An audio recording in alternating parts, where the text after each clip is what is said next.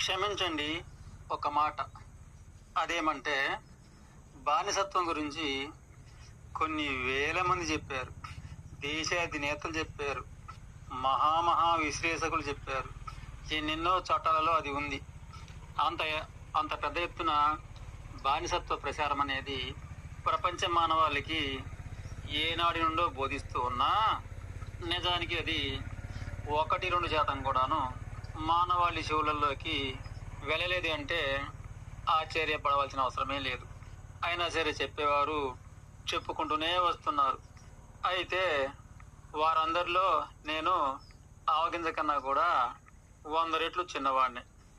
అయినా సరే నేను తెలుసుకున్నంత వరకు నా వంతుగా నేను కూడాను బానిసత్వ భావాలు అనేవి నా మార్గాన్ని మాత్రమే వివరించే ప్రయత్నం చేస్తాను. చిన్ననాడు మనము ఆడుకునేప్పుడు కానీ, తర్వాత బడికి వెళ్ళేప్పుడు కానీ, ఒక 5-6 స్నేహం కలుసుకొని ఆటలు కానీ, చదువులు కానీ, ఆ విధంగా తరాల నుండి ఆ విధంగా వస్తున్న ఆనవాయితీ అనేది మనకు తెలుసు కదా. ఆ బాల్యంలో మన ఆ 5-6 ఒకడు మనకు పెద్దని, ఇక మిగిలిన 4 కూడాను ఆనందంగా వాడి వెంట తిరుగుతూ వాడితోనే ఆడుకుంటూ ఆ విధంగా వాడిని చూడకపోతే ఉండలేం కదా. అలా మనం ఆ 4 కలిశాక పట్టలేం సంతోషిస్తాం కదా. ఆ విధంగానే ఇక పెరిగాక గ్రామ పెద్దని ఒకరిని ఎంచుకొని వాడినే గురువుగా ఎంచుకొని ఆ విధంగా అందరం కూడాను వాడికి బానిసత్వంగానే మెగులుకుంటాం కదా. అలాగే కులాల విషయానికి వస్తే కూడాను గ్రామాలలో ఆయా కులాల ఇళ్ళు 10 ఉండొచ్చు, 50 ఉండొచ్చు, 100 ఉండొచ్చు. అందులో ఒకరిని ఎంచుకొని మంచికి చెడుకి ప్రతి విషయానికి కూడాను తన చెప్పు చేతలు నడుస్తుంటాం కదా. అలాగే రాజకీయ విషయాలకు వస్తే కూడా అంతే కదా.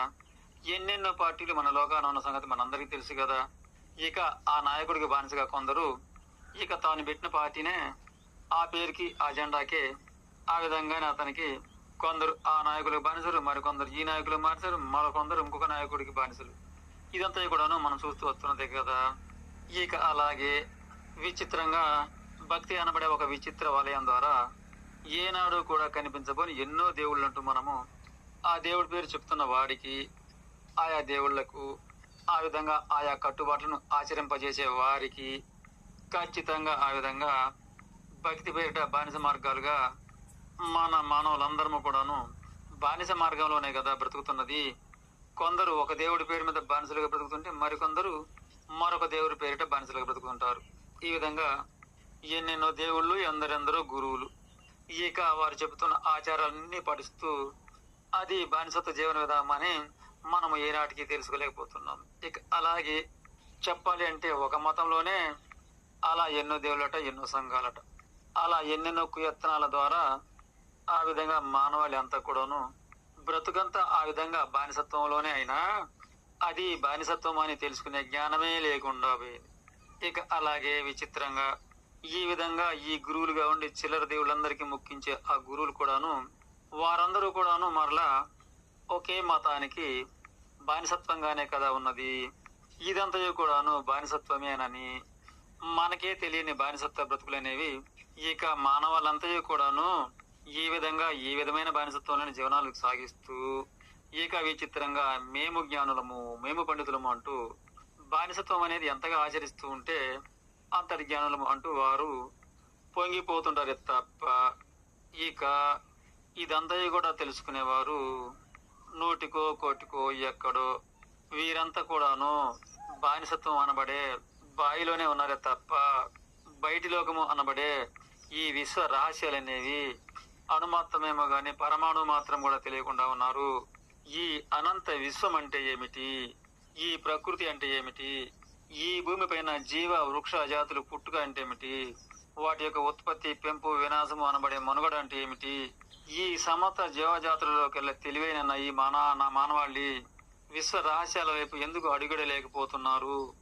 ఏదో ఒక మార్గాన బానిసత్వ జీవనం సాగిస్తున్నారు తప్ప ఆ విధంగా గాఢాజ్ఞానాంధకారంతో తరాలుగా తరలిపోతూ ఈ విశ్వానికే అధిపతి బొమ్మలు అని ఎవడో నమ్మిస్తే అలా నమ్మడం ఏమిటి?